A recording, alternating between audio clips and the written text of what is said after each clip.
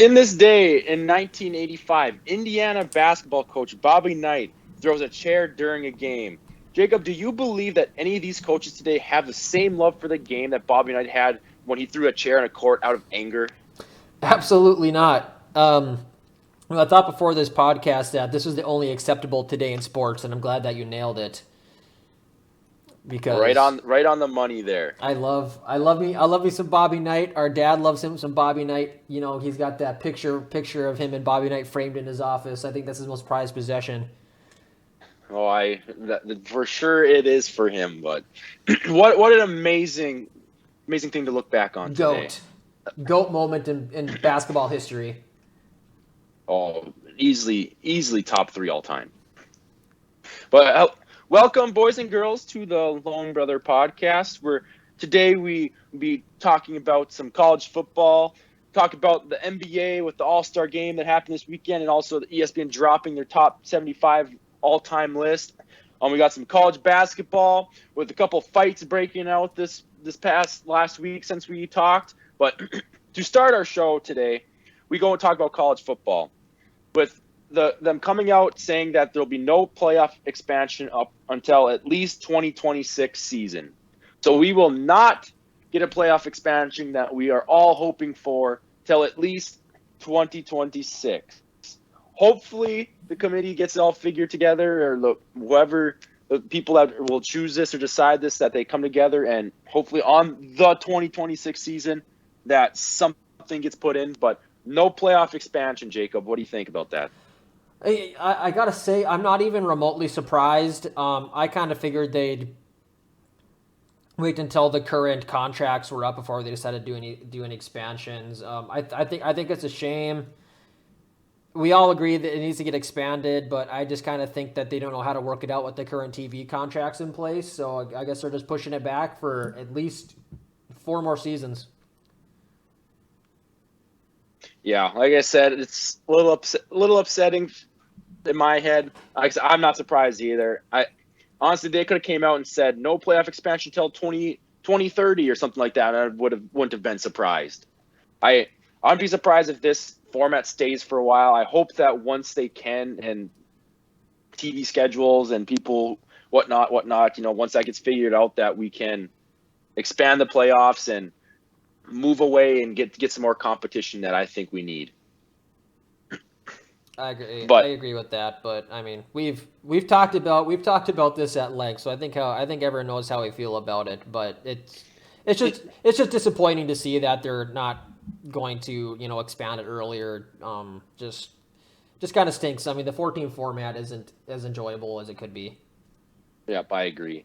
And like I said, just lack of not. I feel like you can have a lot more competition, add more teams in there. But I think that's about all we need to talk about. Just a statement out there that they're not expanding till 2026. So, but moving forward to something of a competition, Jacob, is this NBA All-Star game. Or a lack of So competition for that matter. lack of competition. That Team LeBron beats Team Durant 163 to 160. The major thing, Steph Curry wins the MVP award, scores 50 points. Like 50 points. That is unreal. On I 16 understand. threes. I understand it's an all-star game and whatnot, but like, I don't know, Jacob. Do you like the all-star game, like how it's ran and how it's all? Because I mean, you watch it, it's just a lot of no defense, 3-pointers and dunks, which probably to 8-year-old is very amusing. But I mean, how do you feel about the all-star game? You know, I just don't like it. I haven't watched it in. I couldn't tell you the last All Star game I watched because I mean it's just not competitive at all. I mean it's not really any fun to watch. I mean there's no defense. It's dudes just dribbling around, throwing alley oops to each other, shooting threes, passing the ball between their legs, and all sorts of stuff like that. I mean it's kind of cool. I mean, and I think it's actually been a little more competitive the last 2-3 years with the new system they're running where they play to a target score as opposed to just the time ticking out, which I think is interesting. and fun. I'm glad they do that. I think that's about the only thing to do in an All-Star game right. And I don't really think there's anything the NBA can do about it. I just think the players have just kind of decided they don't want to try, which kind of stinks because, I mean, it'd be really fun. I mean, and I'm not saying these guys need to go balls to the wall, but like, just play some defense, you know? I mean, that's really all I'm asking. But they just choose not to, which to me doesn't make any sense because, I mean, the product kind of stinks.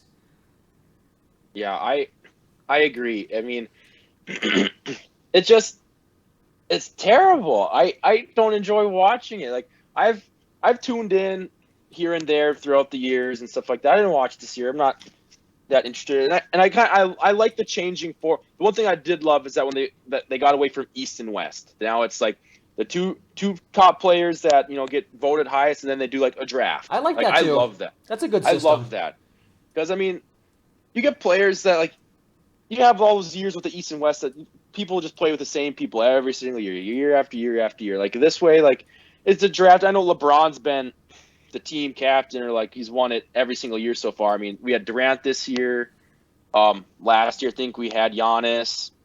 The year before that, I think it was also Giannis. But like, it's just cool to see like that draft. I love that part of it. But like, it's just no fun when you watch these guys go out there.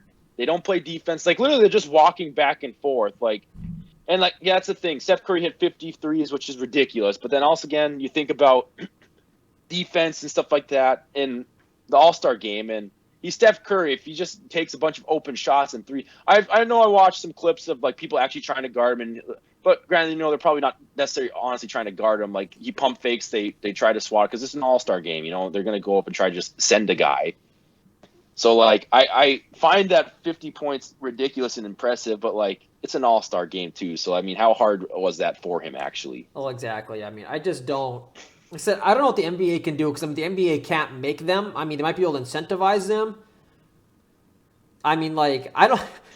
I've always been a proponent of throwing a cash prize out there, like $1 million per, to the team who wins per player. Like, just I mean, like make them at least want to win. Like, I don't really think these guys care if they win or not. Well, the thing is too, it's halfway through the season. Like I don't think any of them necessarily do care because like you said, I mean, some of these guys are playing on winning teams. Like they don't want to get injured, so like they probably don't want to go out there and try. Not like the Pro Bowl in the NFL, which gets played at like all the players that are done with the season. Granted, the Pro Bowl is a joke too, but yeah. Well, I mean, I don't really blame the Pro Bowl because in football, football is a sport where if you play as hard as you can, someone's always going to get injured, and you don't want people getting injured at the Pro Bowl. Well, yeah, well, they I don't know if you watched the Pro Bowl this year. I did. Well, actually, when I was sitting in the airport. I've never watched a Pro Bowl. Jacob, they don't tackle anymore. Like it's what? They literally don't like, even tackle anymore? Like you literally just wrap them up. After you wrap them up, they blow the whistle. Like they don't like tackle actually. Like, and I think sometimes they'll bring them to the ground, but it's like a soft bring them to the ground. Like basically, like it's almost like two-hand touch. I can't believe you didn't see like clips of this on Twitter this year.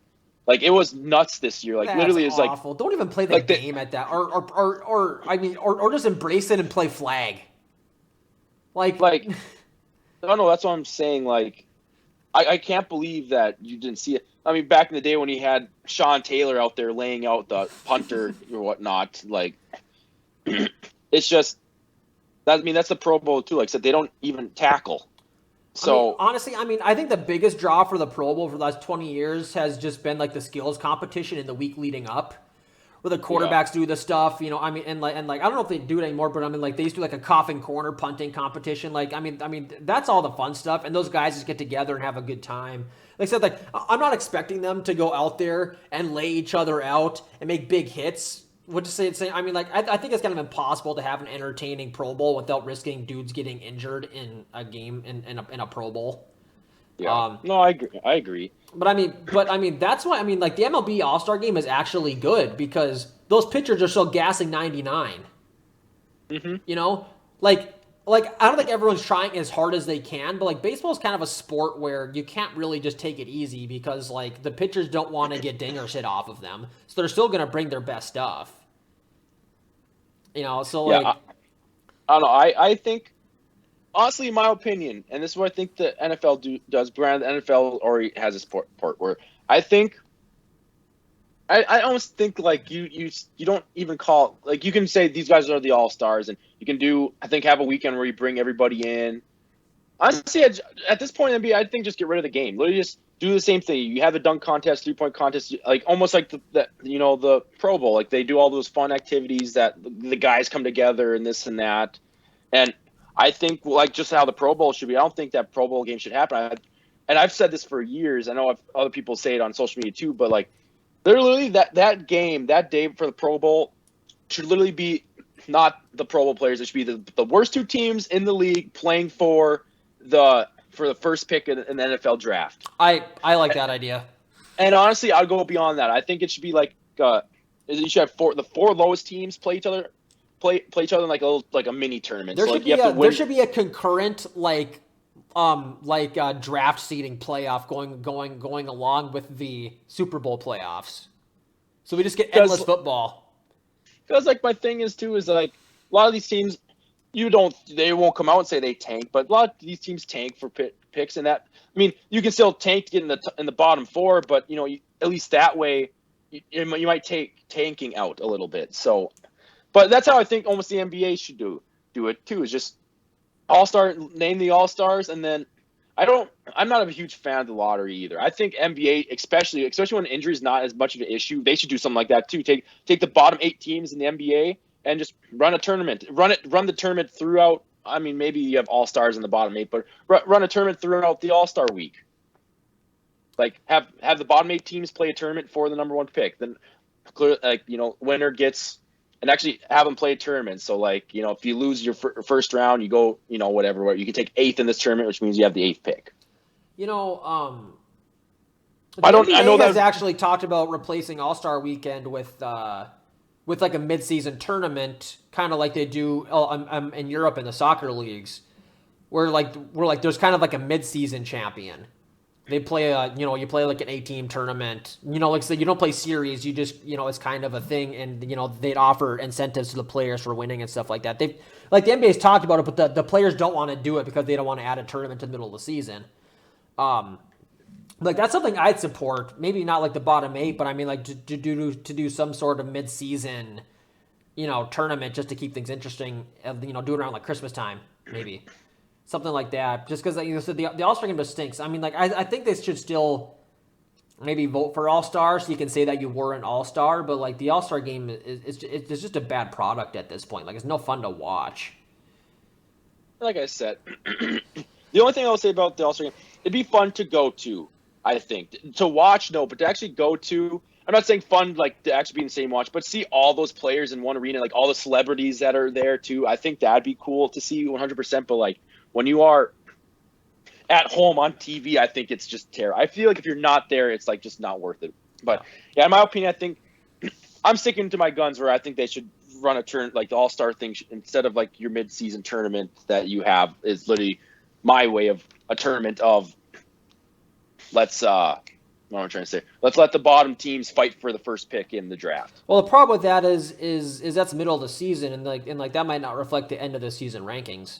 Well, that's why maybe you didn't hear me when I said this. Why the Pro Bowl already has it right because they're at the end of the season. I'm saying that move that too. Okay. To the end of the season. To the end of the season. Yeah, I'm all. That's what I'm saying. I mean, I definitely like the way that the lottery system works though. Just because like it kind of disincentivizes tanking because you can be the worst team and end up with like the 5th pick, and you can still win games down the stretch and be the 4th or 5th worst team, and still get the first pick because they've over the years they've weighted it less so that the best team that the worst team can get because I think the bottom 3 teams all have equal chances at the number 1 pick, so there's really no incentive to finish last. Yeah, well the thing is with that, I don't know exactly how it works, but I'm pretty sure so the bottom 3 teams have the same odds, but the number 1 worst team, I'm pretty sure, is automatically gets one of the top 3 picks, though. And then I think number 2 is for yeah. Like I said, I think the top or the bottom 4 or 5 teams have guaranteed placings. Like you can't get worse than X. Yeah. Like I said, like number 1 team is probably top 3, top 5 at worst. I'm pretty sure it's top 3. Yeah, but I mean, still, I like the way that they've kind of redone the lottery weightings just so it's kind of less important. And No, no, I mean, frankly, I mean, it's I think it's better for the game for a team who's like the sixth worst team to get the top number 2 pick because they're probably better. They're probably more likely to be better anyway with those guys. So I mean, it helps to get some of those teams that are at the bottom of the barrel but not quite, but like not quite the worst. I mean, like think of a team like the Spurs this year. Where they could easily luck out and get a top 3 pick, and then imagine them with Jabari Smith or Ben Shero or Holmgren. It's just one of those things where they might get lucky, they might not, they might slip in and get the 10th pick. Who knows? But it's one of those things where a couple teams that are near the bottom of the barrel aren't that far away from being able to be competitive. They just kind of need a superstar and they'd be good to go. Yeah, I understand what you're saying. I just my only take, like I said, is that's just what I think they should have them fight over it in a tournament, and I think that's how it should be in football. Football too. I support that idea. Don't get me wrong, I like that. But that's all I'm saying. I said move it towards the end of the season too. Honestly, I think move it to the end of the season and like just kind of like the Pro Bowl too. Like just move it the week before finals. And clearly, if you're playing the finals, just like NFL, you don't play in the Pro Bowl. You won't play in the All-Star game because clearly you have the finals to worry about. Give the people that are going to be playing the finals a week or more days off to prepare and be ready for finals, and then do this All-Star week then. Yeah, I mean, we can let's talk about the dunk contest real quick before we get onto other NBA things. When's the last time you've watched the dunk contest? Literally the only time I have, and the last time was literally the best dunk contest ever to happen in this world. The Levine Gordon one? Yes, that was the only one I watched. And I remember because I watched it in Brody Cahill's basement. For some reason, we were watching the dunk contest. I don't know why, because I don't think either of us cared either. But for some reason, we watched it, and arguably probably one of the best dunk contests. The last time I've ever watched it. I stand by Gordon got robbed because for sure. The problem was the judges weren't really ranking the dunks on a pure 50 scale. It was like good dunk gets a 50. So Gordon was doing better dunks in the in the regular time, but they were still giving Levine 50s. I didn't like that. I didn't like that. Levine, I understand it's impressive, I guess, but I don't think it's actually that cool to jump from the. Okay, he did it Gordon's twice. Gordon's dunks were just better, but he wasn't getting a better score, which is kind of the broken part. I mean, 50 should be reserved for ludicrous dunks. All I'm saying is that Levine he jumped from the free throw line once, and it's okay, that was impressive. And then his last one where he sealed away, he jumped from it again, but windmilled instead. I'm just okay, how is that any cooler than what you did before? I don't think adding a windmill. I don't know. I can't dunk. When Gordon jumped over the mascot and then sat in a chair over the ball, that should just won on the contest immediately. That's stupid. That's such a good dunk. Yeah, I agree. But no, I have not, ever since that dunk contest, I have not watched any, not one dunk contest. I think it is a cool thing to have.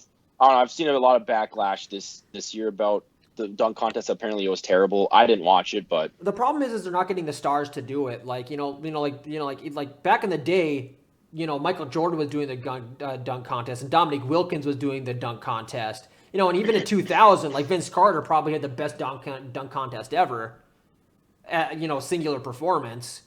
But over time, and Blake Griffin when he was first in the league was winning the dunk contest. Dwight Howard. But now, I'm not trying to diss Levine and Gordon here because, like I said, that was probably the best dunk contest ever. But Levine and Gordon. And that was before Levine was a perennial all-star. Yeah, no, I agree. I like this year, and I understand. I agree with you. I think just stars don't want to do it anymore. But it's been cool to have once he's healthy. I mean, you saw all these videos in his high school, having Zion and Ja Morant. I mean, they talked to Ja Morant, and I think he came out and said last week that he'll never do the dunk contest ever. It's just not something. I think they almost said if there was a huge incentive. Who ruined this for us was I don't want to be a LeBron hater, but LeBron, because LeBron wouldn't do the dunk contest either. He was kind of the first star who said I won't do it, and now all the other stars are kind of following suit. Yeah, no, I agree. Like that would have been so cool to see LeBron in those. But LeBron would have won a couple LeBron dunk contests. I mean, LeBron throws down like some vicious dunks. But I don't know if you could have been creative. I don't know. I agree with you. I just think we don't get stars as much anymore. Like I said, I think upcoming stars right now, like I said, you have John Morant, Zion once he's actually healthy, which who knows if he'll ever be healthy in the NBA. Probably the most hyped up dude, and I think was really good, but definitely career is not off to a great start. I mean, he averaged like 27 points a game last year, but like I said, he can't stay healthy. He's kind of like a modern day Greg Oden, except he's better than Greg Oden was. I was gonna say he's not a bust. He just actually injured. I mean, Greg Oden was good. He was the same thing. He just couldn't stay healthy. But yeah, well, moving forward off the All-Star game here, the ESPN drops their top 75 rankings of all time. There's been a lot of beef and people talking about snubs, people talking about the top 10. And I'll just go through the top 10 here. Michael Jordan, LeBron James, Kareem Abdul-Jabbar, Magic Johnson, Wilt Chamberlain, Bill Russell, Larry Bird, Tim Duncan, Oscar Robertson, and Kobe Bryant. There's been a lot of discussion about some players not being high, some people getting snubbed. Jay, what's your overall opinion on the NBA 75, the actually ranking them list? I don't have a big problem with most of the people on here. I don't really like Anthony Davis and Damian Lillard being in there. I'm not saying that they can't be at the end of their careers, but I mean they've both only been in the league for 10, 12 years. I mean, same with Russ. I mean, Russell Westbrook just isn't a top 75 player ever, to be honest with you. I don't really see guys that I think just definitively don't belong. I kind of think Dwight Howard got robbed. I'm going to say Tony Parker and Manu Ginobili probably deserve to be in here. I'm not talking high. I mean, I'm probably talking between 75 and 65 for Ginobili and Parker. But I mean, that's as a diehard Spurs fan. So I mean, you can say that's biased. But I kind of think not having. I mean, at least one of them should have gotten in there. Probably Tony Parker should have for sure. I was gonna say out of those guys, those two, I'd say, Tony Parker. I understand. I mean, this Tony is another Parker guy. has just. I mean, I can put Tony Parker. I mean, how you can put Damian Lillard and Russell Westbrook in just as point guards over Tony Parker to me is kind of crazy. Well, yeah, I agree, especially at this point. Like maybe Damian Lillard plays for 5 more, have however many years, and by that time. But at this point, no. My thing is, they're saying he's kind of early in his career, got injured, out for the whole season. One person that just blows my mind is Klay Thompson. How can you not consider Klay Thompson as? I mean, for understand he's not been the main superstar, especially even when KD came there, but like the best shooter, one of the best shooters in NBA history. Probably the second best shooter in NBA history. I mean, he's probably going to finish with the second most threes behind Curry. But I mean, like, that was my main thing. And this is where people might, if they listen to this, that like they get a little like, Jared, like that's stupid. Why are you saying this? And I kind of said this. We kind of had this discussion too with Babe Ruth and whatnot. That I don't really. This is bad because historically at their time, they were very good, easily the best. But I honestly don't put a lot of respect on people who played in the NBA prior to like 1975, like that era. Like once I feel like when like 1980 came around, like that's when I feel like more talent, and it wasn't just your Bill Russell and taller than absolutely everybody, and you can just score and win all the time because you're that tall. Like, I hate to say it, Bill Russell and those players deserve to be on the top 75 list, but like some of them that, like Wilt Chamberlain, I understand like all the points, this 100-point game, like all this stuff, but he played in this like the 60s as Wilt Chamberlain, like as tall and crap as he was. Like, does he deserve to be on the 75 list? Yes. Does Bill Russell? Yes. But in the top 10, no way in hell, if you ask me personally. No way. Because I don't think basketball really got competitive where you had people that, like, you put and we could say this with all the sports, with Babe Ruth. At their time in their decade when they played, yes, the best player easily, not even close. But you put like Bill Russell with these players nowadays. I'm not saying he's going to be awful, but like he's not going to be as dominant as he was. And I guess I don't know because I didn't see it, but like you see videos of like NBA games in like the 50s. It just looks like a joke. Like I feel like I could go out there and play as a point guard just because how much the game has changed. Hot take, I firmly believe I could have played in the NBA in the 50s. Like, I firmly believe that. Like, I'm kind of with you there too, Jay. Like, I mean, like I said, I watch those clips, and then I'm like, you do one between the legs crossover, and they're gonna think you were a witch. Well, that's exactly my point. That's why I'm saying that, like I said, these guys that I'm saying, like, they deserve to be in the top 75. They do, but for ranking them as high as they are, I don't. Honestly, I would rank those guys in like the 30s or something, the 20s, maybe not the 30s, like the 20s. Like, I clearly the top two are Michael Jordan and LeBron James. I mean, I'm just gonna give you like my top here, and it's literally Michael Jordan, LeBron James. It'd definitely be Magic Johnson after that. Then I think it'd be Larry Bird, and then in my opinion, I understand you'll probably talk about. I put Kobe Bryant up there, then Shaq. Actually, no, I put Shaq in front of Kobe for sure. Shaq was easily the best center to ever play, in my opinion. Shaq was probably the most dominant basketball player, maybe ever, just in terms of sheer. But after Larry Bird, Shaq, then Kobe, and then honestly probably like Tim Duncan right there. In my opinion, is how it goes. And I understand as a young kid in my generation, people think I'm just being selfish saying that I don't put any respect on people before the 70s, but like. Even the 70s, I honestly want to say even the 80s. I feel like in the 80s is when you first started seeing like those bigger stars out there, and like the game changed and stuff. In my opinion, I mean, I don't know how you feel about that. You are right. So I mean, I'm gonna come out and say I don't have a major problem with them having Bill Russell and Wilt at 5'6", just because of how great they were. I get that it was a different time, but I mean, you have to take into account what basketball was back then, you know. I mean, and they were by far the most dominant players of the of the era. Just because I understand like just because they wouldn't be good now, or if you stuck the players you have now back then that they wouldn't be as good, doesn't really mean. Because I mean, like I said, I mean, like I don't think Babe Ruth would be anything more than an all-star at best in today's game, but I mean, I'd still put him as like a top 5 baseball player ever, just because of the way he dominated the sport. Yeah, I wouldn't. In his age. And I understand. Like I said, I understand, and I've made that point that in their age when they played, yes, absolutely dominant, like so great. But like I just see where the game is now, and like throughout, even before I was born, I'm like I just can't. Also, I'm on this one website here too.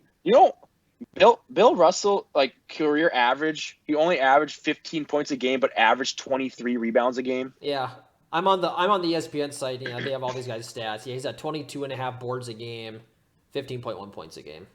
And Wilt 30 points a game, and then like 23 rebounds a game. But that's the thing, like no one can dominate like that nowadays, just because the game. But I don't know. Like I said, a lot of respect for both of those guys, and. I mean, you have Kareem Abdul-Jabbar. Like I said, he's probably in that range that I have where you could start counting people to, I mean, Kareem played. There. I mean, yeah, it says right here his rookie season was at 69, and he retired in 89. Yeah, I mean, like I said, I don't have a problem with them. Like I said, I personally wouldn't have Wilt and Bill Russell at 5 and 6, but like I said, I don't have a problem with it. Like I definitely put Shaq over both of them. I'd have Shaq in front of Kobe.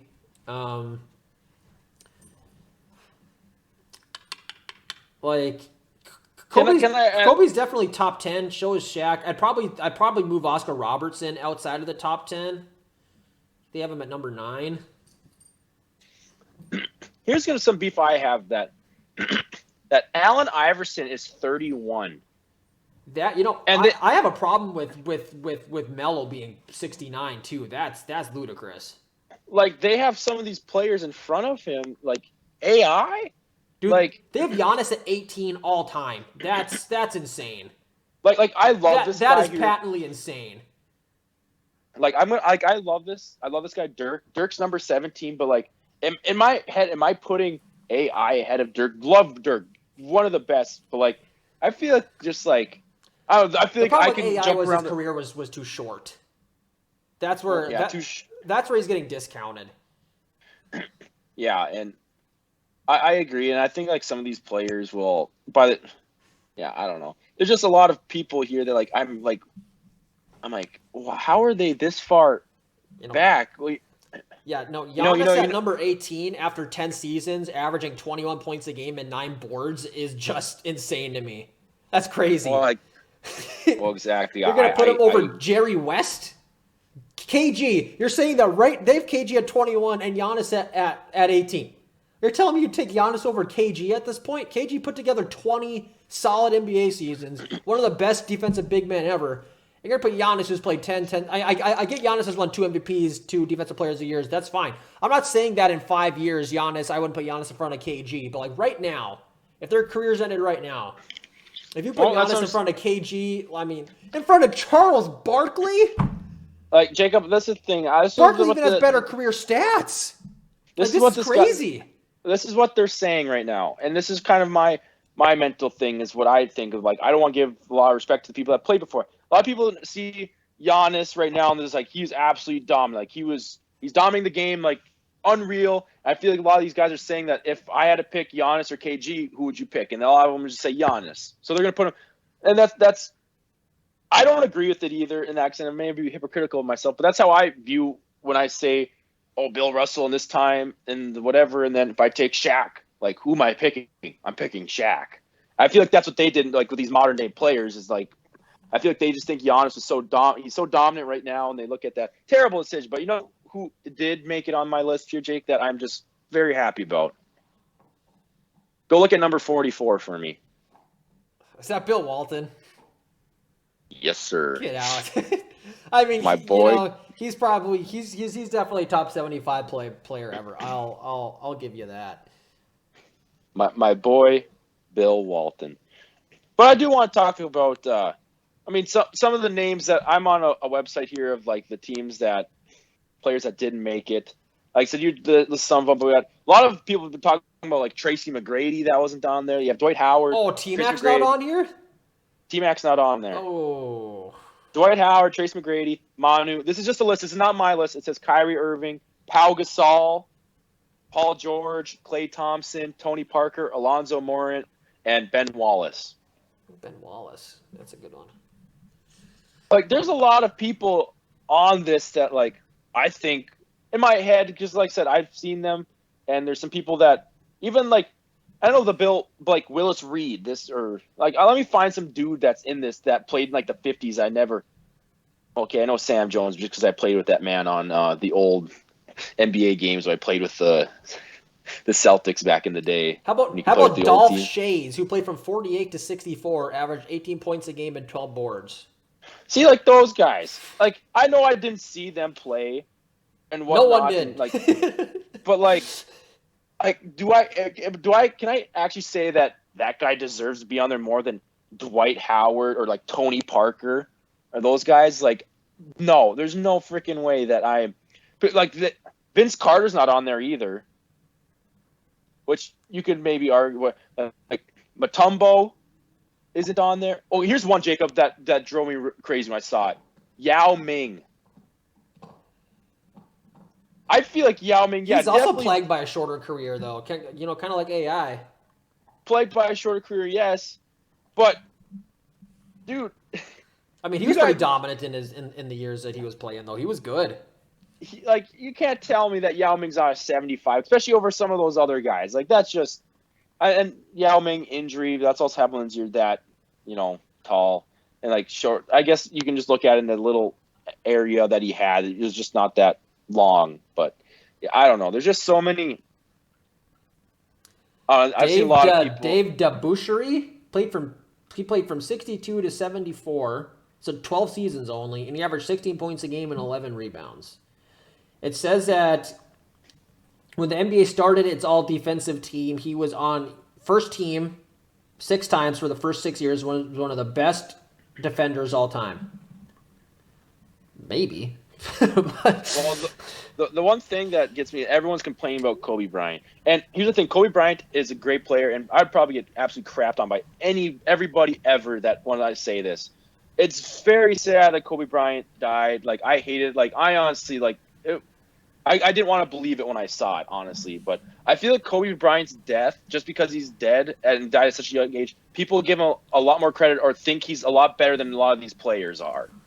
Like Larry Bird, Magic Johnson. Like, I've seen a lot of Twitters be like, it's like Kobe Bryant is the third best player, and it's not even close. Like, number 3 is not even close. I'm just like, he's top 10. You could maybe put him at 5 if you get there, but he's not top 3. Like, someone put Kobe at 5. Like I said, like, I wouldn't, I would disagree, but I wouldn't have a problem with it. Well, like I said, if you put him at 5, yeah, I'm not going to disagree. Like, I'm not going to have a problem with it, but I wouldn't agree with it. But like, all these people that say he's number 3, like, he's easily, like I just think because Kobe is dead that people, and it sounds terrible to say it, but like, I feel like that's why people try to put a lot more respect or try to hype him up a lot more because he died. And which, like I said, I'm not trying to like be an ass or anything about that, but I don't think he's number 3, and there's no way in hell he should be considered for number 3. One of the best, top 10 easily. If you had him outside the top 10, I think you're stupid. But I just had to get that off my chest because I've been seeing so many people talk about just Kobe Bryant on Twitter and stuff about people like he's number 3. Clearly, no one will ever put him above LeBron or Michael. But I think that's about the last of my rant that I can have about the 75 list. I mean, I could probably go on quite a bit longer too, but. So I mean,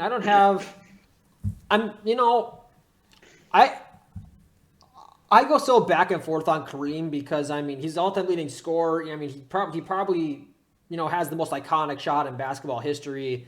I mean, he played relatively early, but I mean, he had such a long career.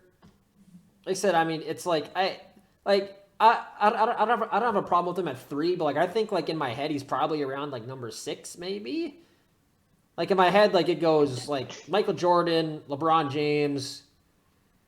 I teeter-totter on Bird and Magic Johnson at 3, 4, and then I got and then it goes like Duncan, Shaq, Kareem, and then Kobe somewhere in there. Like that's like my top 6, 7 players ever.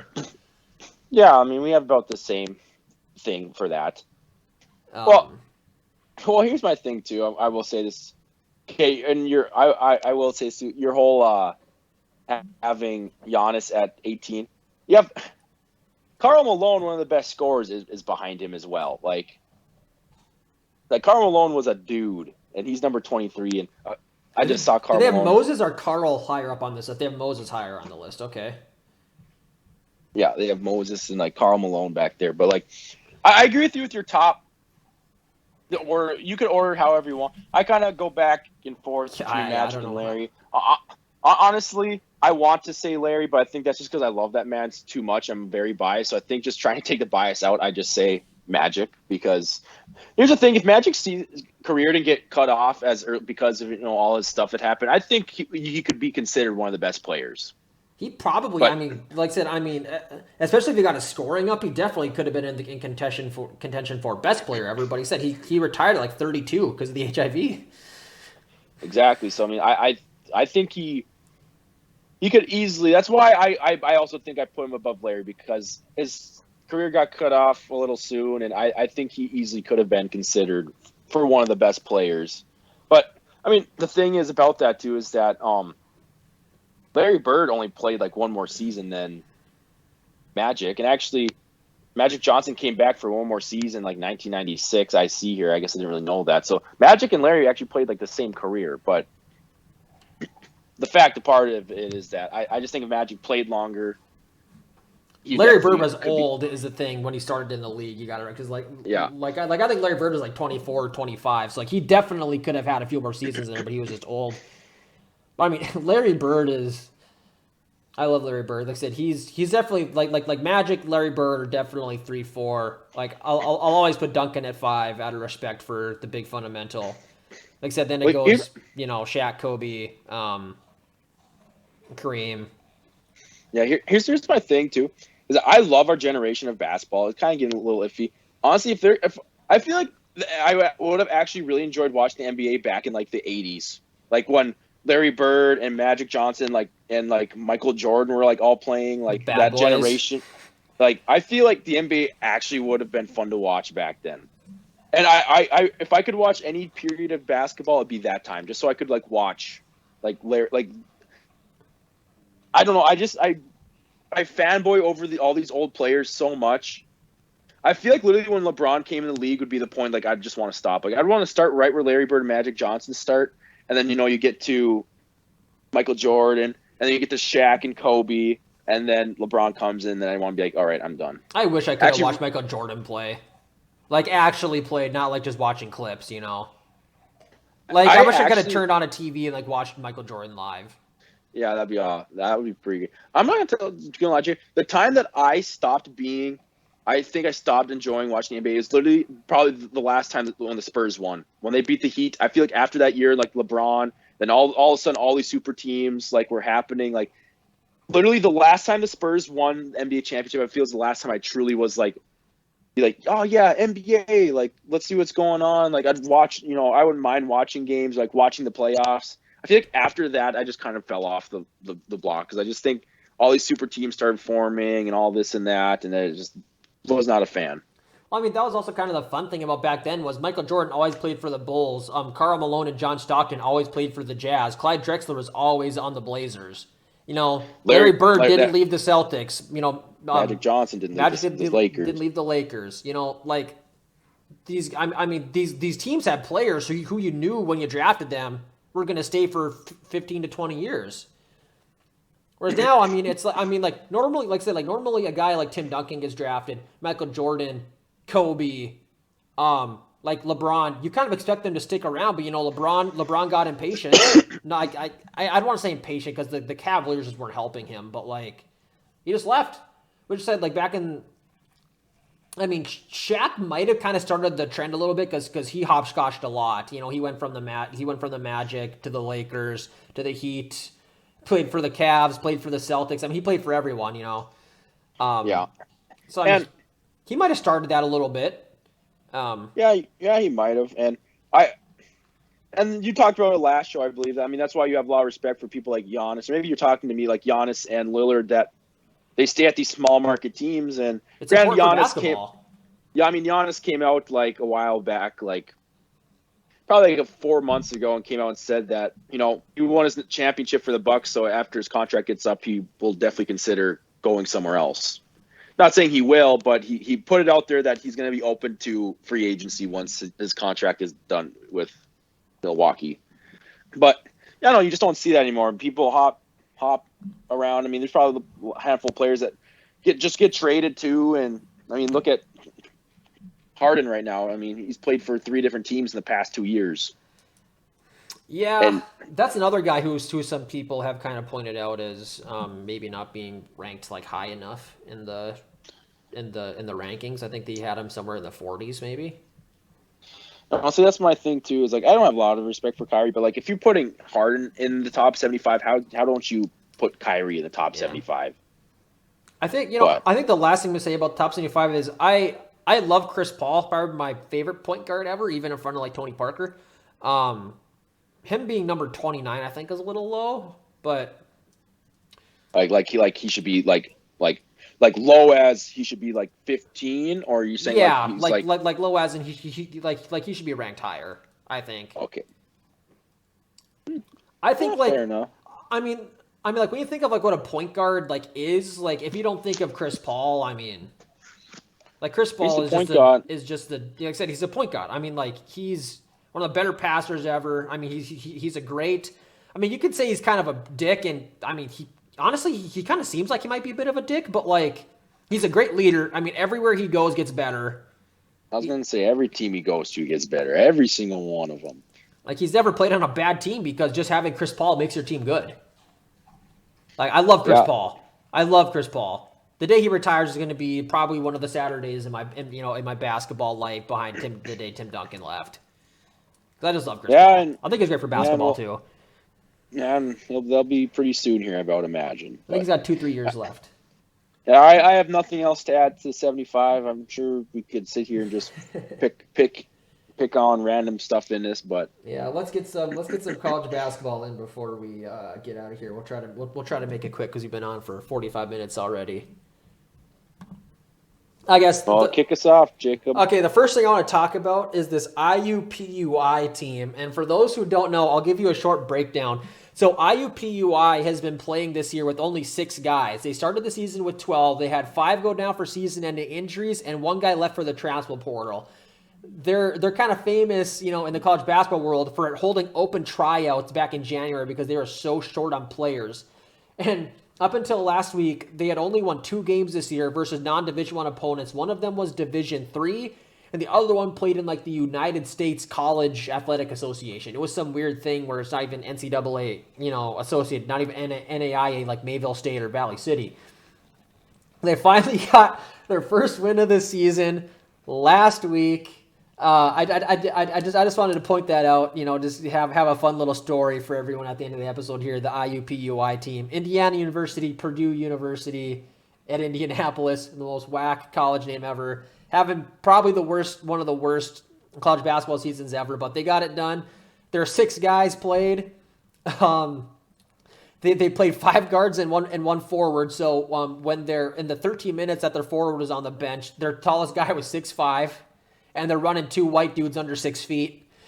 To clarify here, Jacob, it wasn't their first win. It was their first win against a D1 team, correct? Against D1, yeah. Because they said, yeah, you just said win, so I was like, I'm pretty sure they've won, like you said, against D1 team.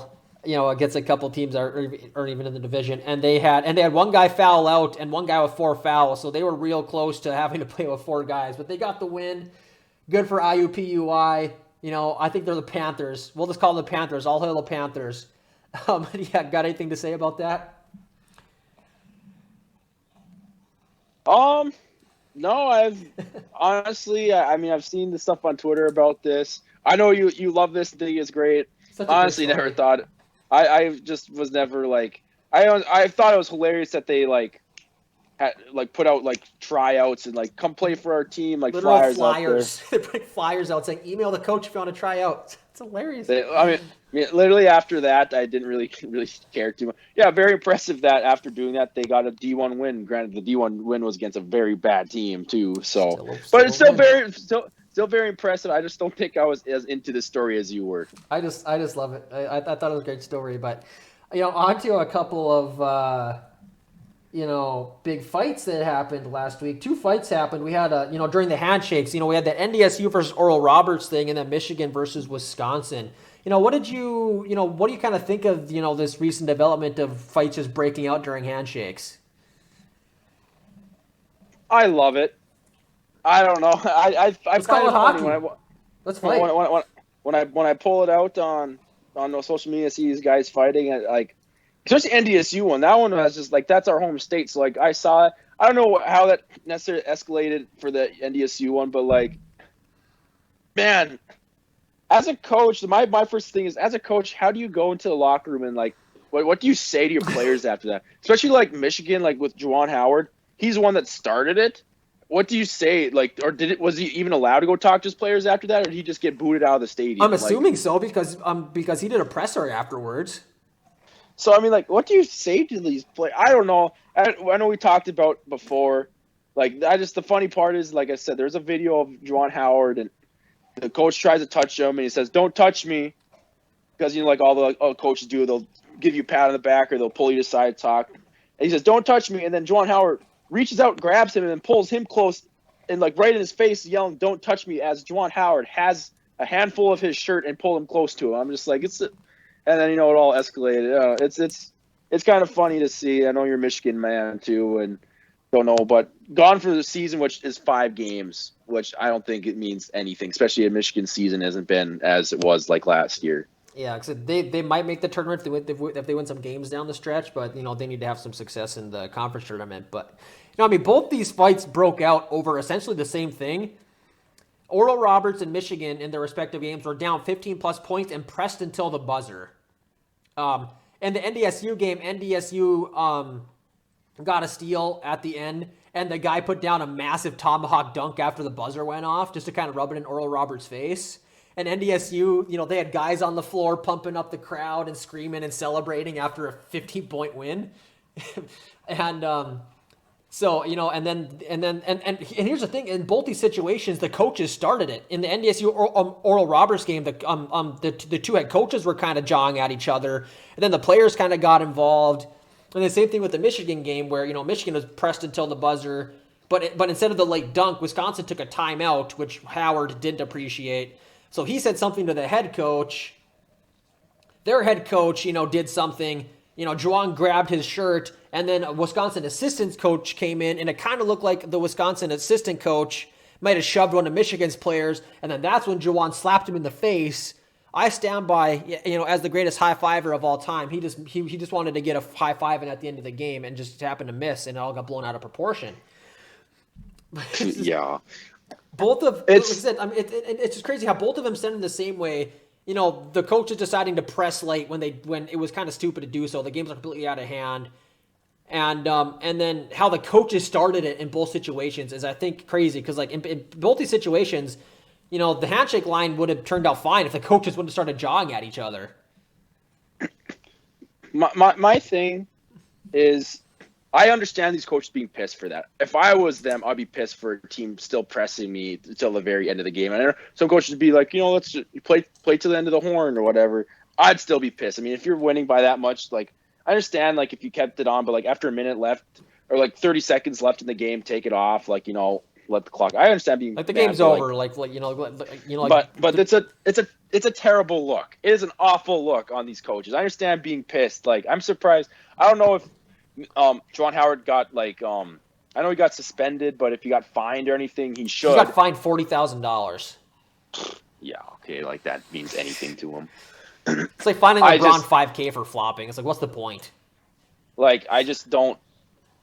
It's a terrible look. I understand being frustrated, but I think for both coaches and programs, it's not a good look, especially as a big school like Michigan, who they're big on. They have to be a big recruiting place. NDSU, clearly they don't have a chance at all the big stars, but that's not a very good look. And I don't know how the recruiting works, but I'm assuming it doesn't help out recruiting. Okay, fun fact about the recruiting. So someone on the Michigan subreddit, had posted, how's this look for recruiting? One of Michigan's top 50 recruits posted on his Instagram, free Juwan. So apparently it's helping.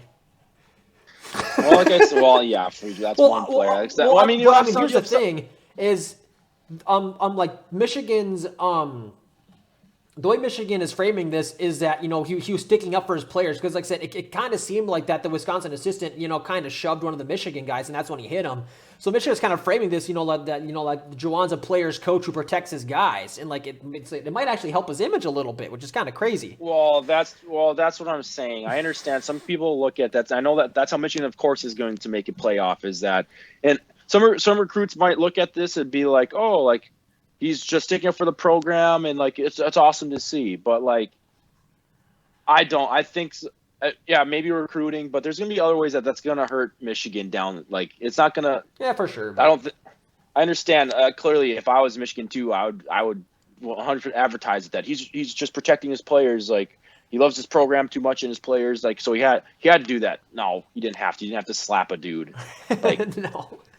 I think he tried to punch him when he opened his hand early or something. I mean, it was. I don't know what he was trying to do, but it was pretty weak. Yeah, I know. It's just ridiculous, but. I think that seems like a good place to end it there. Yeah, I think that concludes our episode for this week.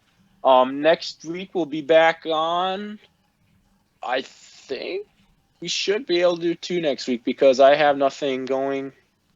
No, I have actually nothing going on next week. So hopefully come back with 2, just maybe shorter episodes that are easier to listen to. And yeah, thank you guys for listening, and we'll see you next week.